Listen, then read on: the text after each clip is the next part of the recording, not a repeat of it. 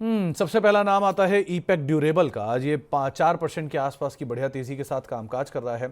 Hisense की ओर से हिस्सेदारी खरीदने के ऊपर कंपनी ने सफाई जारी की है। उन्होंने बात बोला है कि बातचीत तो चल रही है लेकिन शुरुआती दौर में है। अब नियमों के जैसे जैसे क्लैरिफिकेशन आते रहेंगे उसके हिसाब से वो कंपनी आगे डिस्क्लोज करेगी। और हाइसेंस कौन है? वो चाइना की सबसे बड़ी टीवी कंपनी है, तो इसलिए स्टॉक में सुगबुगाहट के ही दम पर करीब 4% का तेजी है। क्या करना चाहिए जैन साहब यहाँ पे? देखिए, स्टॉक अच्छा लग रहा है। यहाँ पे कप कैंडल पैटर्न बिल्ड हो रहा है जिसका ब्रेकआउट 511 पे है और टारगेट बनेगा 650 रुपये का। एक आपको तकलीफ इस काउंटर में ये हो सकती है कि 5% का सर्किट है, अगर उसको इग्नोर करके आप बाई कर रहे हैं 650 रुपये तक के टारगेट आपको आराम से मिल जाएंगे। तो 650 तक के टारगेट आ सकते हैं, लेकिन थोड़ा सर्किट सर्किट चलता है, उससे आपसे ध्यान रखिएगा। पेनेशिया बायोटेक, यूनिसेफ से करीब $1.5 करोड़ का एक ऑर्डर मिला है पोलियो वैक्सीन को लेकर, जिसके तहत 11.5 करोड़ डोज ये कंपनी सप्लाई करेगी। पेनेशिया बायोटेक में एक समय पर तो करीब करीब 3 से 4% के आसपास का अपमूव देखने को मिल रहा था और अभी भी ये 5% की तेजी में कामकाज कर रहा है। क्या करना चाहिए जैन साहब इसमें? और देखिए, buy on rumour sell on confirmation वाला हाल है। ये रूमर के आधार पे 153 से चल के लगभग लगभग 490 आ गया है। अब चूंकि कंफर्मेशन आ गई है तो स्टॉक में सेलिंग आती हुई दिखनी चाहिए अगले 4 6 हफ्ते में। अगर आपके पास है तो एक रिस्क लीजिए, 430 रुपये का ट्रेलिंग बेसिस स्टॉप लॉस ले लीजिए और होल्ड कीजिए। देखते हैं कहाँ तक जाएगा। अगर नहीं है तो फ्रेश बाइंग नहीं करना चाहिए, बट जिनके पास है 430 का मैंडेटरी स्टॉप लॉस बनेगा। 430 का स्टॉप बने रहिए, आउटराइटली खरीदारी अब आप मत करिएगा। इसके अलावा एक रैमकी इंफ्रा ऑर्डर मिला है Hyderabad metropolitan water supply and sewage board से। ये लेटर ऑफ एक्सेप्टेंस एलओए मिला है इनको करीब 215 करोड़ रुपए के प्रोजेक्ट के लिए। स्टॉक में 1.5% के आसपास की बढ़त है और वैसे भी ये समय शुरू हो ही रहा है, अब धीरे धीरे मार्च तक ऑर्डर आते ही रहेंगे। क्या करना चाहिए जैन साहब यहाँ पे? देखिए, मैं कल किसी के साथ बैठा था और उनको थोड़ी सी गवर्नमेंट स्पेंडिंग की आइडिया भी है। तो कल वो बता रहे थे कि 40 लाख करोड़ की गवर्नमेंट की स्पेंडिंग अभी पेंडिंग है, खर्चा गवर्नमेंट को करना है, जिसमें इंफ्रास्ट्रक्चर एक बड़ा वो रहेगा। तो इंफ्रास्ट्रक्चर में आपको ऑर्डर मिलते हुए दिखेंगे, लेकिन पर्टिकुलरली रामकी के चार्ट देखें तो वीकली चार्ट पे एक बड़े कंसोलिडेशन में है और लग नहीं रहा बहुत जल्दी इससे बाहर आएगा।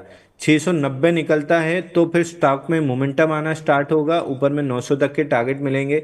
प्रीएम्प्टिव बाई नहीं करना चाहिए, 680 के ब्रेकआउट का वेट करना चाहिए। नहीं जैन साहब, आपने तो बोला कल आप भगवान श्री राम के साथ थे, तो फिर कहाँ से जी, आकाशवाणी जैसी हुई आपके पास? ये कल पूरा ग्रुप गया था तो वहाँ काफी लोगों से मिलना जुलना भी हुआ था। चलिए, लेकिन ये बात सही है कि हाँ, स्पेंडिंग थोड़ी सी बढ़ते हुए दिखाई पड़ेगी।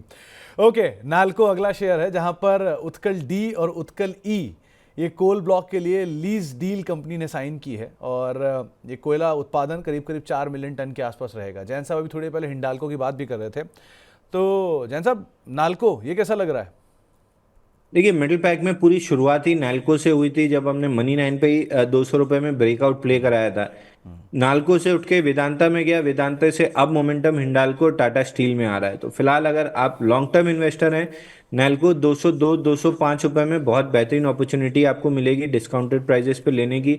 वहां लेके अगर 1 1.5 साल छोड़ते हैं तो काउंटर में कहीं भी 50% तक की अपसाइड आपको आराम से मिलेगी। ट्रेडर्स जिनको मोमेंटम प्ले करना है उनके लिए हिंडाल्को टाटा स्टील है। इन्वेस्टर्स के लिए नाल्को 205 202 रुपये में बेहतरीन अपॉर्चुनिटी बनेगी। ओके, एक सीजी पावर अगला बजिंग स्टॉक है, आज मिड कैप का टॉप गेनर भी है। अमेरिका में एक नई सब्सिडरी बनाई है और ये सब्सिडरी की जो शुरुआत है ये सेमीकंडक्टर कारोबार को लेकर कंपनी ने की है। एक्जीरो सेमीकंडक्टर के नाम से कंपनी ने नई सब्सिडरी की अमेरिका में शुरुआत की है। अभी कुछ देर पहले कोई भाई साहब पूछ भी रहे थे सेमीकंडक्टर स्टोरी को लेकर, तो यहाँ पर एक नया नाम अगर आप चाह रहे हैं तो ये कंपनी हो सकती है। कैसे देख रहे हो आप? क्या करना चाहिए जैन साहब इसमें? देखिए, सीजी पावर में एक रेंज बनी हुई है, 785 790 क्रॉस करने में काफ़ी तकलीफ हो रही है स्टॉक को। जिनको फ्रेश बाई करना है, अगर आप बहुत एग्रेसिव ट्रेडर हैं तो करंट मार्केट प्राइस से बाई कर लीजिए, 710 रुपये का स्टॉप लॉस ले लीजिए। आइडियली मेरे को अगर बाई करना होता तो मैं 785 के ऊपर एक कम से कम 2 से 3 दिन की क्लोजिंग देखता, उसके बाद मैं बाई करना स्टार्ट करता। क्योंकि अगर 780 निकाला तो फिर ये काउंटर 11 1150 तक जाएगा, लेकिन अगर 780 के पास फेलियर आया तो लॉन्ग लिक्विडेशन में 658 का पहला टारगेट ओपन अप हो जाएगा। तो थोड़ा सा अगर मगर वाला काउंटर है और जब ऐसी स्थिति बनती है तो मैं डिसाइसिव एक्शन मांगता हूं जब फ्रेश बाय इनिशिएट करने के लिए। वो 785 के ऊपर क्लोजिंग बेसिस पे ही बनेगा। तो when in doubt stay out, सीधा जवाब जैन साहब की तरफ से। 750 निकले, उसके बाद ही आप इस पर बात करिएगा। एक सिजिल करके कंपनी है जैन साहब, अगर आप ट्रैक करते हैं तो यहाँ क्या करना चाहिए? दरअसल इसकी एक सब्सिडरी को ऑर्डर मिला है और वो ऑर्डर जो है वो कंपनी के लिए पॉजिटिव साइड पे कामकाज करके गया है। NHAI के साथ ये करार किया और अच्छा बड़ा प्रोजेक्ट है, 981 करोड़ रुपए का प्रोजेक्ट है, जिसके तहत कंपनी की इस आर्म को इन्होंने टाइप किया है। स्टॉक में रिएक्शन भी अच्छा देखने को मिल रहा है। आपकी राय क्या कहती है इस पर? देखिए, इनका क्वार्टरली रिजल्ट भी ठीक आया था, इंप्रूविंग रिजल्ट थे, 25% के आसपास की ग्रोथ थी और एक अप एंड पैटर्न बन रहा है। 372 380 तक काउंटर जाएगा, वहां पे अगर ब्रेकआउट लेता है तो फिर ये अपना ऑल टाइम हाई क्रॉस कर देगा, जो लिस्टिंग डे हाई है 418 रुपए के आसपास, उसको क्रॉस करके 500 रुपए तक ये काउंटर जा सकता है। तो जिसको प्रीएम्प्टिव बाई करना है यहाँ पे कर ले। स्टॉप लॉस 340 रुपए का बनेगा। बेटर बाई आपका 375 के ऊपर ब्रेकआउट पे बनेगा, तब आपका स्टॉप लॉस भी उस समय छोटा हो जाएगा और टारगेट आपको बड़ा मिल जाएगा। तो मैं अगर एक और बाई करूंगा तो मैं 375 के ब्रेकआउट पे करूंगा। 375 का ब्रेकआउट और उसके बाद आप खरीदारी करेंगे। एक नाम जरा नेगेटिव साइड पे देखिए, NTPC ग्रीन। इस कंपनी का जो IPO का लॉक इन है वो 1 महीने वाला, वो आज खुला है। 33% के आसपास जो इसके शेयर हैं वो IPO के लॉक इन वाले वो खुलेंगे। उसका 50% आज बिका होगा, 50% 90 डेज में बिकेगा। सो कैसे देख रहे हो आप जैन साहब, इसमें क्या करना चाहिए? देखिए, ठंडी लिस्टिंग के बाद इमीडिएटली 40% स्टॉक में रैली बनी थी, उसके बाद एक डबल टॉप पैटर्न बना था। 139 का ब्रेकडाउन है, इसका टारगेट सीधा सीधा IPO लो बनता है 111 रुपए, और अगर ये लॉक इन वाली सेलिंग आती है तो ये एक्सेलरेटेड बेसिस पे टारगेट अचीव कर लेगा। तो 111 रुपए आते हुए दिख रहा है काउंटर। 111 रुपए आता हुआ दिखाई पड़ सकता है। सो ये हाल की लिस्टिंग थी, इसलिए बात करना भी इस पर ज़रूरी था। तो बजिंग स्टॉक में इतने सारे स्टॉक्स, इनके ऊपर आज चर्चा हुई। अब यहाँ पर इतना ही, अब नेक्स्ट सेगमेंट की तरफ भी रुख करेंगे।